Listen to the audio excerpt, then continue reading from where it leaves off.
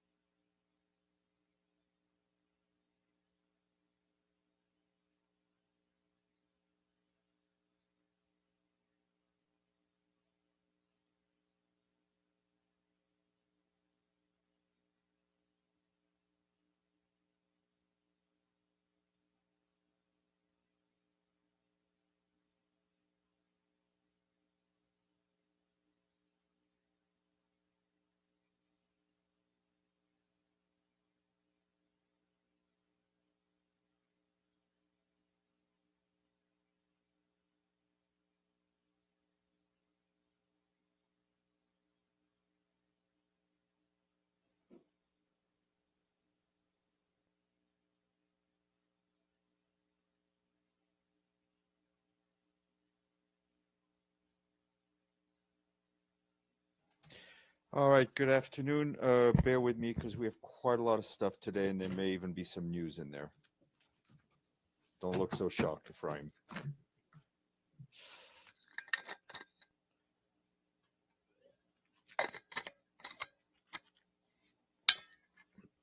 Just in a short while, I'll be joined by Edem Sornu, who, as you know, is the Director of Operations and Advocacy at OCHA, and she'll be here to brief you on her recent visit and travels to Sudan and Chad.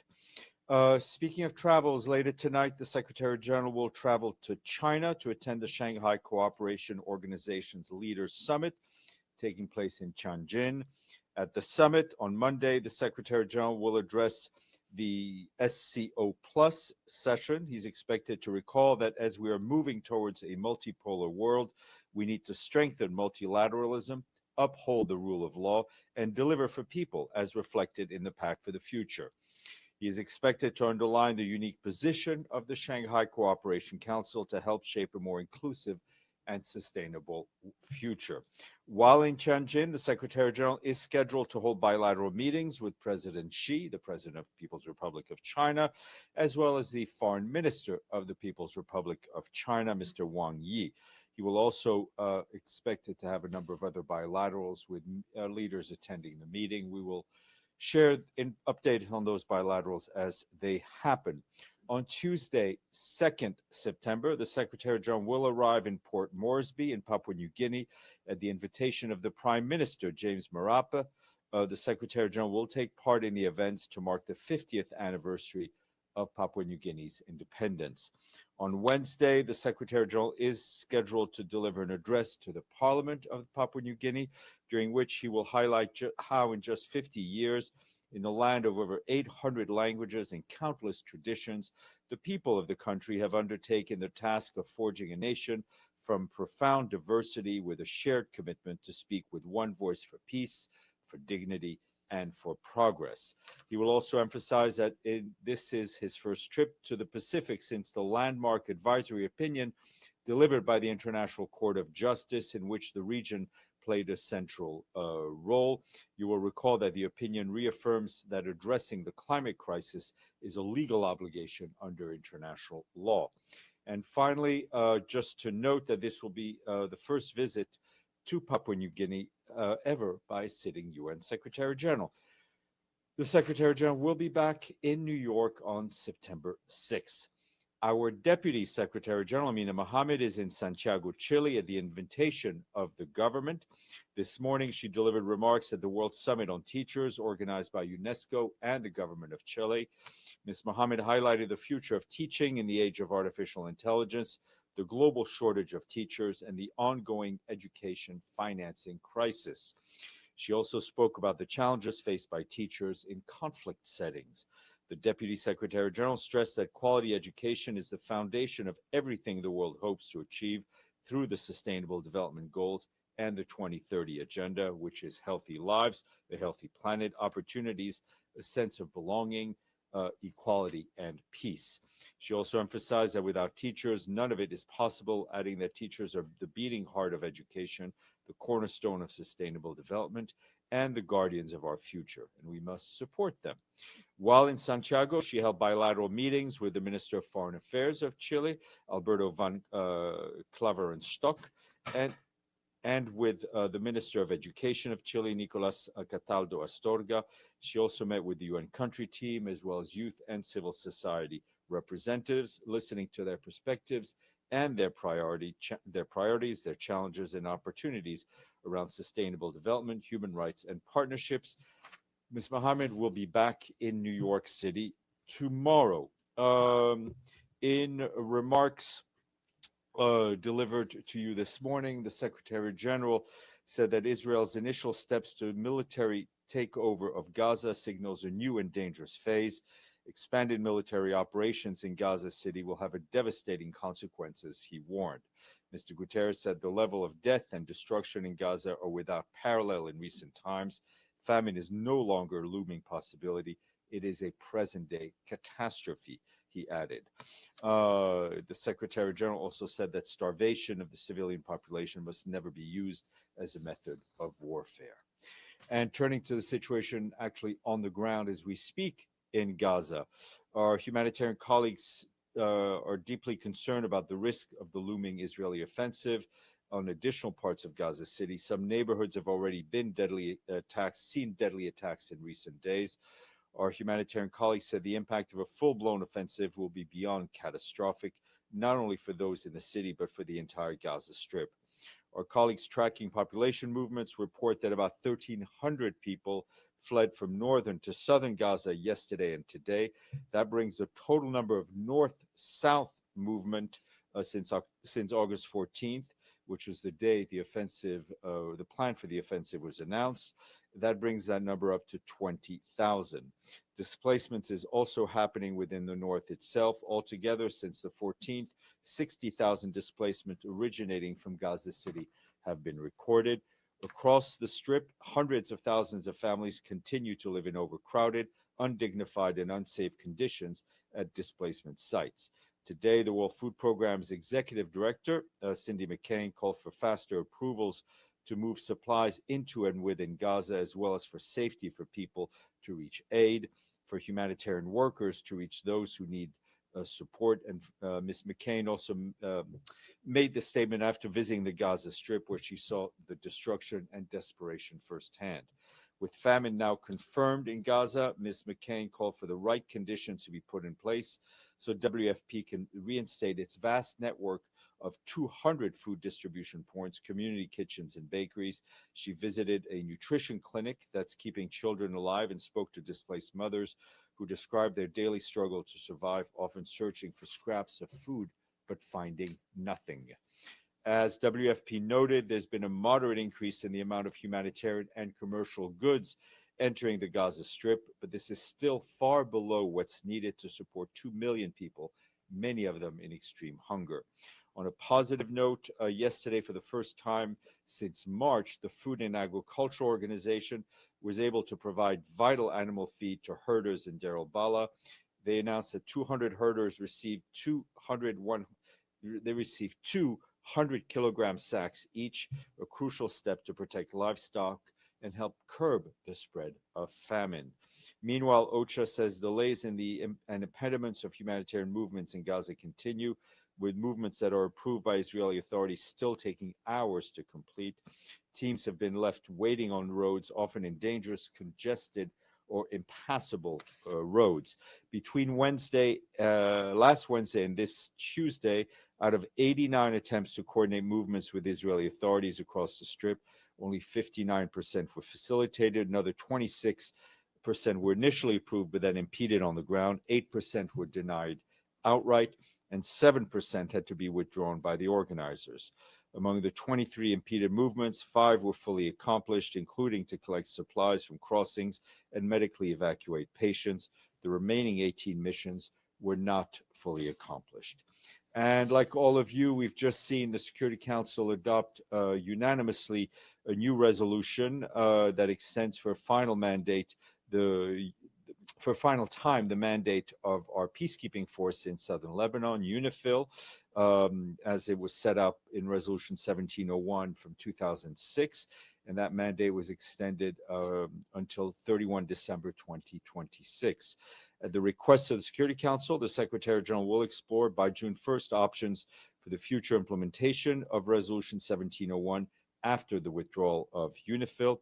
Acknowledging the changed situation on the ground and as requested by the Security Council, UNIFIL will continue to conduct its operations in support of the implementation by the parties of 1701 until the end of its mandate. On December 31st, 2026, the mission will start, and within 1 year to carry out its orderly and safe drawdown and withdrawal, with the aim of making the government of Lebanon the sole provider of security in southern Lebanon. UNIFIL's liquidation will begin after the conclusion of the drawdown and withdrawal phase. And I can confirm to you that we will cooperate closely, obviously, with the government of Israel, the government of Lebanon, to ensure safe and orderly transition in our area of operations. The UN Department of Peace Operations will also closely engage with troop contributing countries to coordinate UNIFIL's upcoming withdrawal.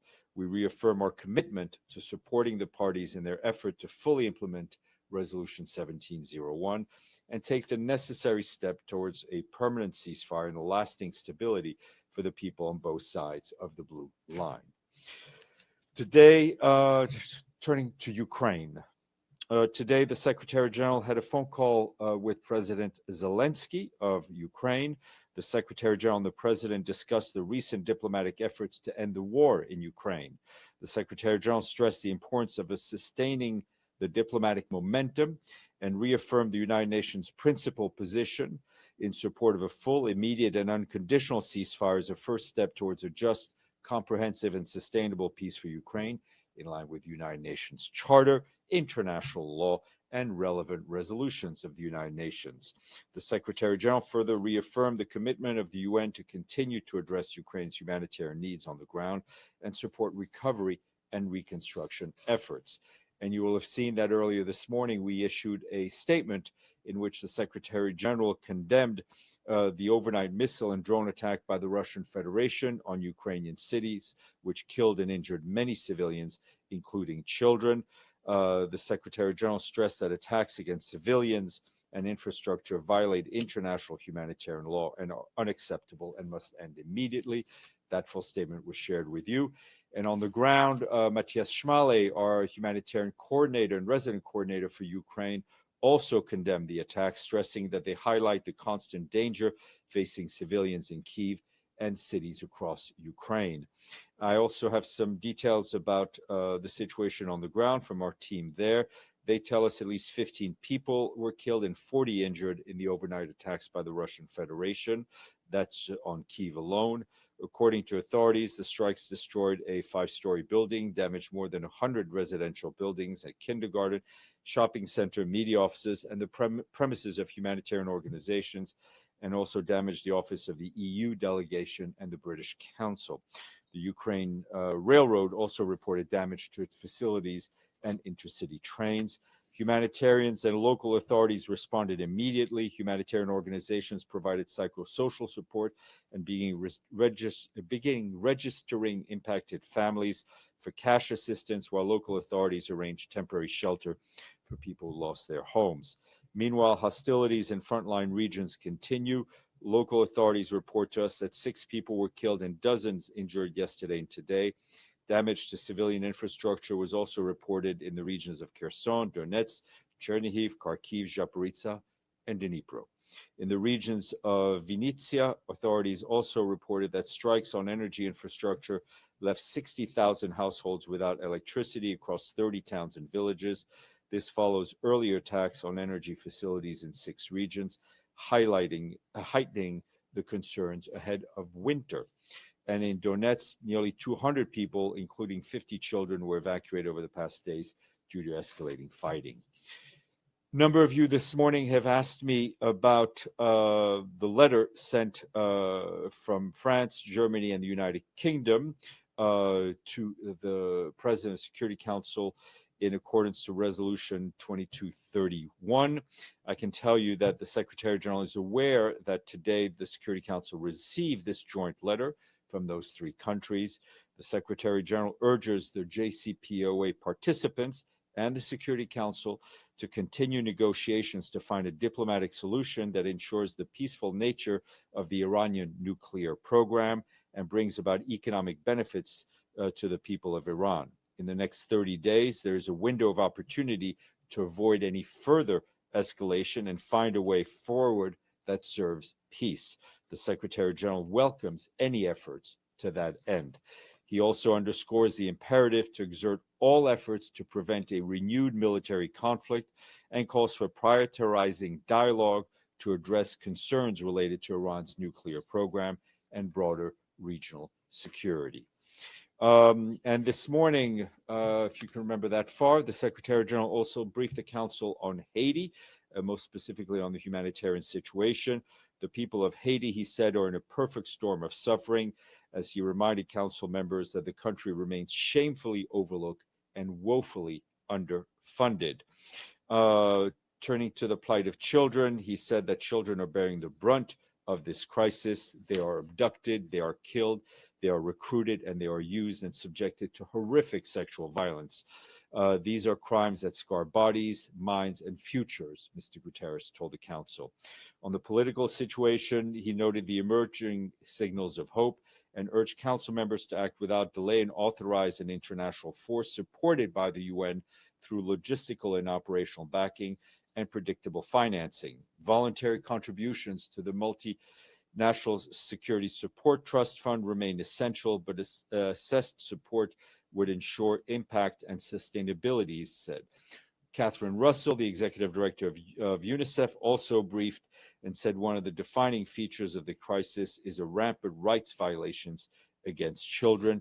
She asked those sitting around the table in the Security Council to use all available leverage to protect children, to demand that all armed groups and end attacks on schools and hospitals, immediately release children from their ranks, and allow secure, unimpeded access for humanitarian workers to safely reach communities. And she called on donors to show solidarity with the Haitian people and contribute to the funding appeal. And as you will recall, Haiti is the least funded of all of our humanitarian appeals. Also,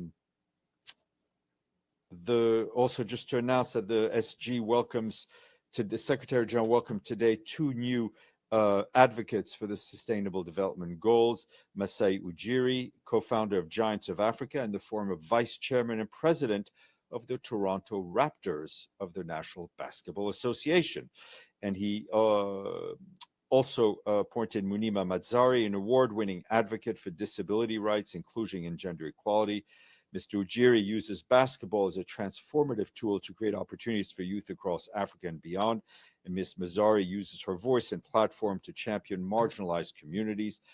Our advocates for the SDGs are influential leaders who support the Secretary General in raising global ambition and action to achieve the SDGs. The group is chaired by Prime Minister Mia Mottley of Barbados. That's it. Gabriel. Thank you, Steph. On the JCPOA, we have this 30-day window, as you alluded to. We all know what happens at the end of September here. Is the Secretary General what's his thinking in terms of perhaps convening some diplomacy under his good offices when all the world leaders are here before that 30-day deadline kicks in? I'm sure this will be an issue raised in a number of bilaterals that the Secretary General will have. Decision now is up to Security Council member, but I think, as I've just stated, there is that window, right? And we hope that all JCPOA participants will use that window to avoid any further escalation. And on UNIFIL, if I may, we've all read the resolution, so I'm not going to ask specifically about that, but what is the SG's thinking in terms of 2027? Is that the wind down period for the entire year, or how does he view that year? Yeah, I mean, it goes, the mandate will end at the end of 2026. Then there is a withdrawal period and then a liquidation period. I mean, it's sort of standard operating procedure. We saw it with our mission in Mali. That being said, he will present very soon options to the Council on how to continue to implement 1701. I mean, UNIFIL is a key element at this moment in the implementation of 1701. And as we tell you every day, almost every day, there's progress being made, right? I mean, the weapons caches, there's been stability, more or less, but more than less, along the blue line since November ceasefire was agreed upon. Deji.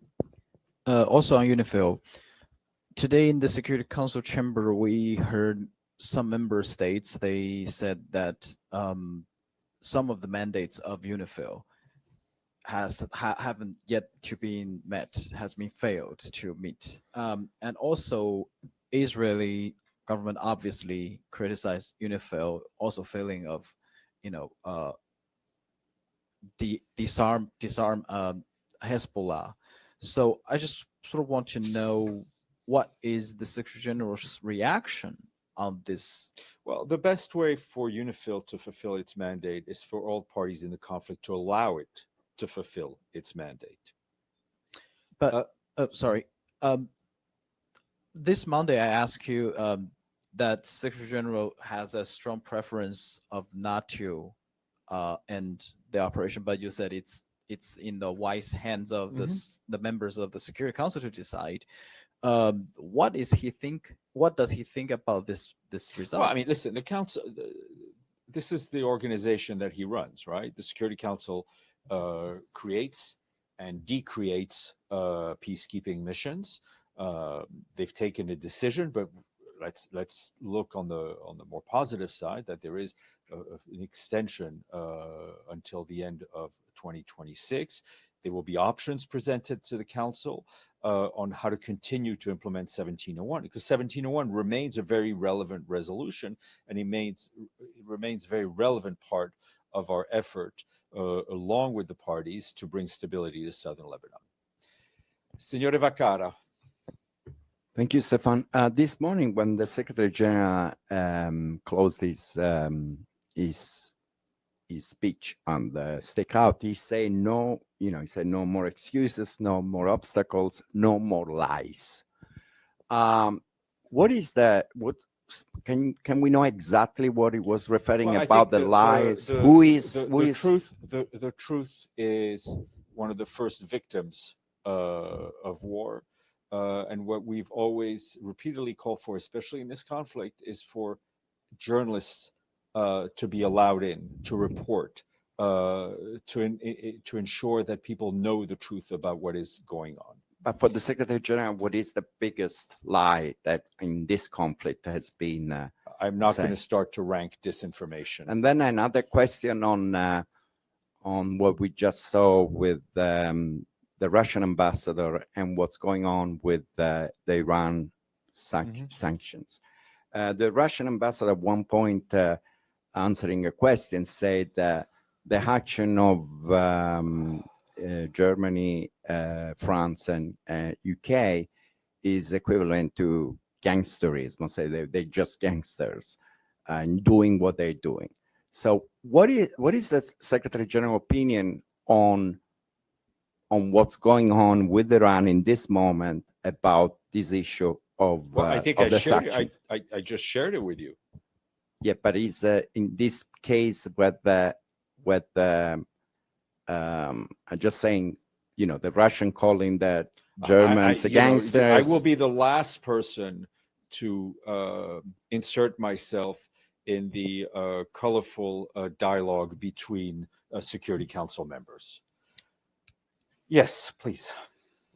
Thank you, Steph. I wanted to ask a slightly different question about the letter sent on behalf of more than 500 OHCHR workers to the UN High Commissioner for Human Rights, Chief Volker Turk. The letter urges the chief to publicly describe the war in Gaza as a genocide, saying his office's failure to do so undermines the global rights protection system. Just curious if there were any comments by the SG. High Commissioner has been extremely vocal, extremely strong about what is going on in Gaza. I can tell you that he has the full and unconditional support of the Secretary General.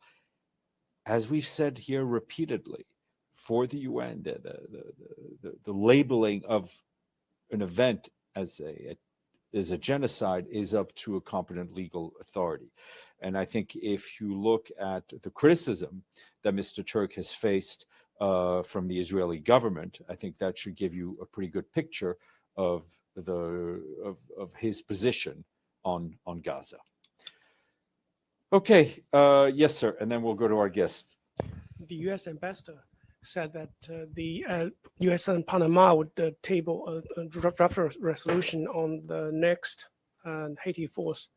I wanted to know whether this new force is a replacement of the MSS, or is kind of what's the format of this new arrangement? No, my understanding is that this is in. Listen, let me take a look at it. I misspoke yesterday when I answered a question on the Council and Iran. I don't want to do it today, so I'll get you an answer on that. All right, I'd like you to stay in your seats, and I will go get my guest.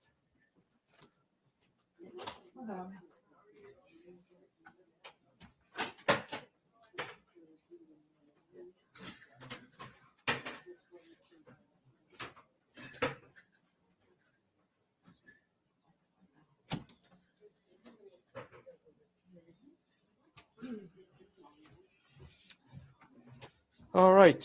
Good afternoon. We're delighted to be joined by our colleague Edem Wasornu, who is, we've told you, just returned from travels to Sudan and to Chad, and here to share with you kind of a first-hand account of what you saw. Thanks a lot.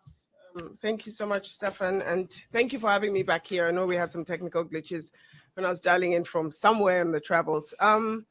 Let me highlight, of course, a few overarching points and really start by maybe also stressing that I'm grateful that there's continued attention on Sudan, what we're calling one of the world's largest humanitarian crises today. Inside the country, as you know, 30 million people are in need of some sort of emergency humanitarian assistance. More than 4 million people have fled the country. Sudan, a country, I've been saying it in several briefings, blessed with resources, agricultural land, arable land, a country once the breadbasket of the Horn, now, of course, having such a hunger crisis, unprecedented in its scale and severity. Famine conditions, you know, have been reported in a year ago in Zamzam camp and North Darfur. You know that you've seen the press statement by WFP. The lean season is upon us, and yet 638,000 people are in IPC5, which is significant catastrophic food insecurity, more than half of the global number. Acute malnutrition surging, hotspots Darfur, you've heard this before, the Kordofans, and also Khartoum, the capital. Of course, Sudan remains a protection crisis. You've heard us talk about it. The war began more than 860 plus 66 days ago, raging with complete violations of international humanitarian law, the laws of war non-existent in some parts, ground attacks, shelling, drone strikes, including, I think, what we heard today as shelling in El Fasher, a city, the largest city in Darfur, under siege. We are concerned it's been under siege for 500 days. I heard accounts from our NGO partners who work there and also the UN agencies who are there, and it's not pretty in any, by all accounts. Kadugli and El Obeid in South Kordofan also under siege, but we have some good news. I have to highlight UNICEF trucks got in the last few days, delivering assistance to hundreds of thousands of people. So we are grateful for the continued access that we got for South Kordofan. Homes, hospitals, schools destroyed, basic services terminated. This is not new, but I will speak to what I saw and heard. I was on the ground earlier this month. It's my third visit to Sudan since the war started. I was there in June 2023, August 24 with the emergency director group. We briefed you, and also just August 2025. I traveled to Khartoum, the capital. As OCHA, we had not been back into Khartoum since we left April 2023. Other agencies had. We went on soft-skin vehicles, got to Khartoum after quite a long time on the road. I think round trip was about 24 hours. The sheer scale and destruction, devastating. Streets, buildings littered with explosive remnants of war, basic services largely absent, visible. I mean, I lived in Khartoum before, as you know, and a city that was once vibrant, completely a ghost town. Palpable sense of trauma everywhere, from the authorities to the national NGOs to our international NGOs to our UN staff. I went in with my team, our drivers from Khartoum and El Obeid, our national staff, all in tears, talking about personal stories of a city completely devastated. Heard stories from our NGO partners, national NGOs, emergency response rooms, real dedication from our humanitarian partners on Sudan. And of course, I like to bring a glimmer of hope. There was hope, a city trying to come back to life, people sweeping the streets, a population determined to come back, I think, to what they once were, but it will take, of course, many, many, many years. I visited a cholera treatment center, now an oral rehydration plant. It used to have 350 patients a day at the start of the cholera outbreak early in June, July, and I visited and it had one patient. I think it's good to sing the praises of our NGO partners and our UN agencies who deliver assistance in these difficult times. I also visited a hospital run by Emergency, that's the name of the Italian NGO, working with Sudanese partners who real heroic efforts and seeing international humanitarian law at its best. They were able to negotiate access from both sides during this, throughout the war. I say throughout the war because, of course, Khartoum has died down in terms of conflict, but we have war raging in El Fasher, including today. I had frank conversations with the authorities about how we need to continue to work together. And I then, if I may, also went then to Chad through where I could access El Janina, El Fasher. So back in the day, you could travel within the country. Of course, today, no-fly zone for most parts, crossing conflict lines. To get into Janina in Darfur, I had to get out and a long trip, traverse the whole of Chad, go from N'Djamena to Abeche, Fashana, Adre, and then Adre to Janina. I have to thank the Chadian authorities for their support. They have been able to ensure that the cross-line and cross-border from Adre remains open. They give us all the clearances. Goods are passed through from Douala in Cameroon all the way through in N'Djamena, all the way through the cities I talked about to get to Adre, to get into Sudan. A mammoth effort. We have to thank the Chadians, which I did. I met 5 ministries, thanking them for their support, a country itself fragile, and yet supporting 1.4 million refugees, of which 850 or so thousand are Sudanese. They have Nigerian refugees and others as well. This influx is overwhelming their national security, their borders, but they keep the borders open. 1 in every 3 in eastern Chad, in Wadai, Wadi Fira, and other Sila provinces are Sudanese. So it's also changing the demographics of the country. Malnutrition rates spiking, malnutrition and food insecurity high. Cholera was also a concern in Khartoum, as I said, in Sudan, but also in Darfur and in Chad.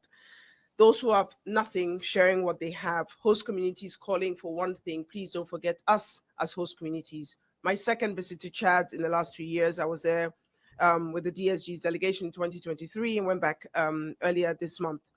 Alongside with the government, the NGOs trying to scale up funding a crisis in Chad. Let me wrap up with West Darfur, Janina. I was there, had conversations with the authorities there, the Rapid Support Forces, the humanitarian arm, indeed pushing the message. We need to get access to, I was in Janina and West Darfur, but we need to get access to North Darfur, El Fasher, of course, being the epicenter of the crisis.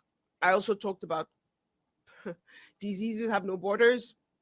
And if there's a cholera outbreak in El Fasher and it doesn't care whether you're in uniform or a civilian, it kills whoever it sees. And that we needed to get in. We've got 70 trucks, WFP, UNICEF, and WHO trucks waiting in Niala, South Darfur to get into El Fasher. Negotiations with the authorities pushing this message.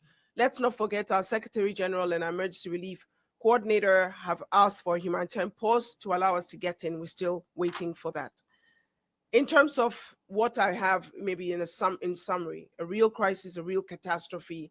I am indeed grateful for the continued attention on Sudan. It needs it. The media, I think 7 media interviews in 24 hours shows the interest that you all have. And we have, 4 key asks for the international community to press for sustained improvements on access for Sudan. We need it. When we have access, we're able to deliver. A pause to get into El Fasher. Number 2, funding. And I'm grateful to our donors and for continued push to get more funding to Sudan. It is one of our best funded crises this year. We are 25%. Back in the day, I think the same time last year, we were at 50% of the ask. And I kept on saying it in the media. What we need is 55 cents per person per day. That's it for Sudan. It's 55 cents. My coffee in Starbucks today, not exactly 55 cents. Inclusive peace, that's the third point. Sustained peace urgently. Everyone is asking for that. seeing people who were once doctors, nurses, lawyers, speak to them, and they said, we just want our country back. It wasn't some sort of black hole in Sudan. And then the last, Sudan can't stop. I mean, Sudan needs to stop, can't continue.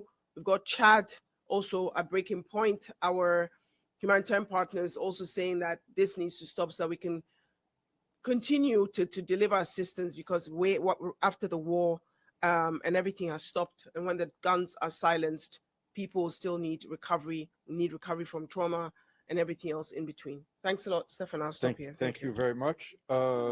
Ephraim.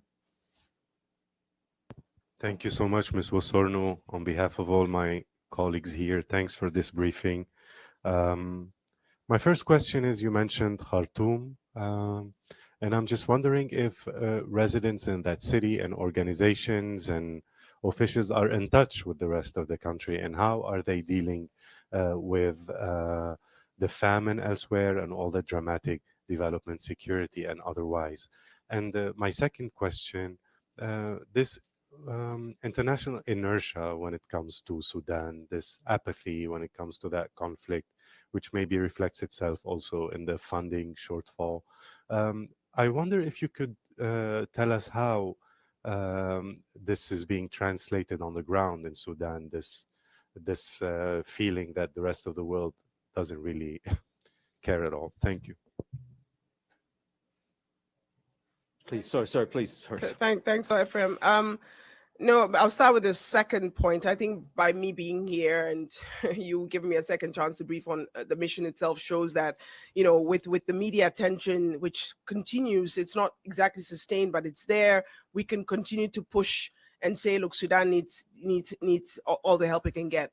If you watch Mo Ibrahim's interview, and I'll invite everybody to watch it. He's Sudan's, I think, richest or largest entrepreneur. He says certain things that I think keep us awake at night, that nobody cares about Sudan, and that if it was a different continent or different color, people will care.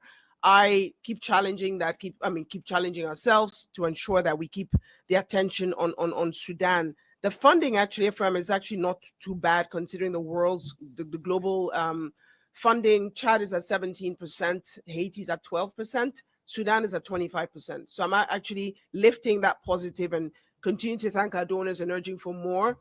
It's just the massive nature of the Sudan crisis. I just gave you IPC. I think there are 8 million people in IPC 4, and which is one step to famine, and 638,000 in IPC 5, which is famine conditions. And it's the magnitude. Darfur is the size of France, and every part of Sudan has a different, country context within it, right? So people are trying, humanitarians are pushing, but we do need more media, more attention. I said to the authorities, if you could get people in and give us the visas, they'll be able to tell the story as well. So in many interviews, I pushed for access into the country to be able to see what's happening, to tell the story. The Port Sudan authorities are fully aware of the entirety of what we're saying in the country. On your question on famine in North Darfur, the Port Sudan authorities, of course, the center of the government it's still in Port Sudan, has not moved to Khartoum yet. So the Khartoum authorities were by and large focusing on Khartoum state. So I met the Khartoum state authorities, but in Port Sudan, I met the government, which is where the seat of the government is, and they're aware of the needs across the whole country and pushing for us. Hence the cross-border, which has been extended from Adre 15th of August, and also cross-line interventions. That's what I will say immediately to your questions. But thanks a lot for the sustained attention. Thank you. Please go ahead. I'm having a senior moment. Go ahead. Yes. Thank you. Stefano Vaccara, La Voce di New York, Ital Press. I don't think you say it in your report, but do you have specific numbers on the victims, especially children, that died for this? I mean, the consequence of the war. So they also, if they didn't die because I don't know, they were killed, but famine or any other situation in the last, I would say, in the last few months, like the last 6 months. Thanks a lot, Stefano. We can give you the specific numbers, but we do know malnutrition rates are high. We do know the numbers related to the war, related to sexual violence, related to children being forcibly recruited. We have numbers that we can share. I don't have them in front of me right now, but we can share them. My colleagues are here. We can follow up on that. But I think it's good to keep the attention also on the loss of life in contexts like Sudan, and it's significant. But I can share them later. Thanks. Thank you. Evelyn? Thank you, Stefan. I was traveling to Darfur with the Security Council in 2003 when the Janjaweed were in charge of brutality. I'm not so sure, despite all the work that's been done, what's so different today.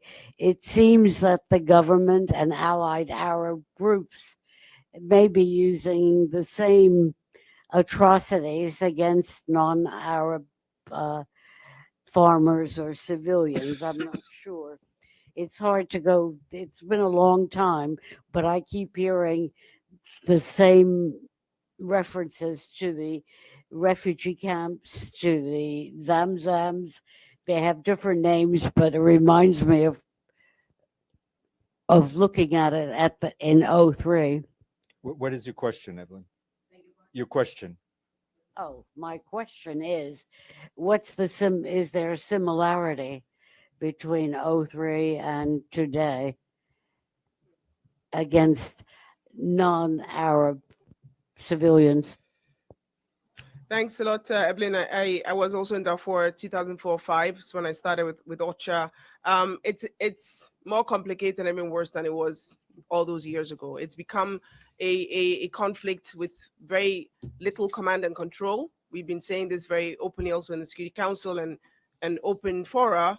The command and control of some of the warring parties has disintegrated. It's become a complex crisis of inter-ethnic, the Zagawa, the Masalit, and everything else in between. So it's 2003 plus is what we're saying. It's even worse. And that's why if it doesn't stop and it continues to disintegrate or spread as a regional conflict, let's not forget Sudan has 8 borders, South Sudan, Chad, CAR, and we're calling for cessation as soon as possible because it's much worse than it was in 2003. Thanks. Thank you. Any more questions in the room? Yes, please, go ahead. Hi. Thank you. Thank you so much for the briefing. This is Ahmed Ali with Sphinx News TV. I wanted to ask specifically about the level of cooperation that you're getting. How would you describe the level of cooperation on the part of the authorities, specifically on sides of the conflict, on the humanitarian front specifically, in terms of access and facilitating movement across the strip from conflict-ridden zones to non-conflict-ridden zones? Are you receiving cooperation from them, or have they been relatively unable to help, not willing to cooperate, things of that nature? Thank you so much. Thank you. I missed the name. Amara? Ahmed. Ahmed. Sphinx. Thank you. Ahmed, thanks a lot. Great question in terms of access, and we always jump on access-related questions. When we have access, we're able to do a lot. UNICEF was just in Tukadugli and El Obeid. When we don't have access, we have trucks waiting at the border, waiting in Niala to get into El Fasher with goods that we need to redistribute because they go off.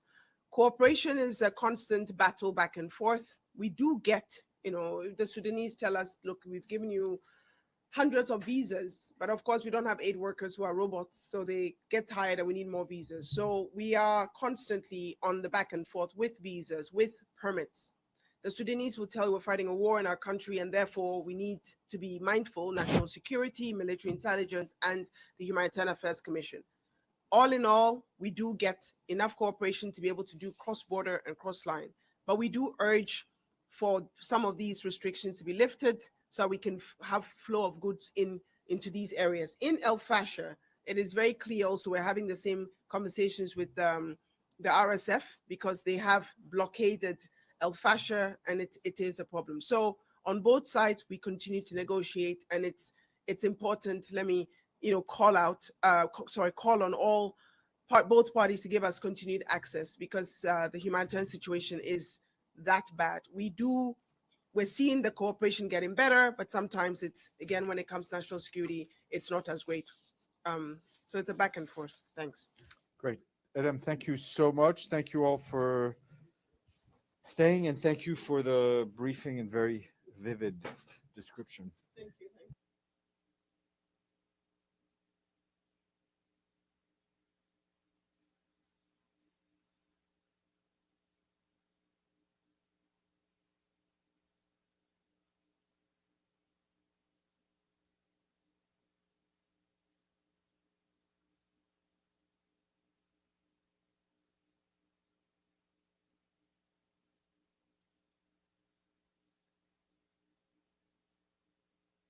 Recording stopped.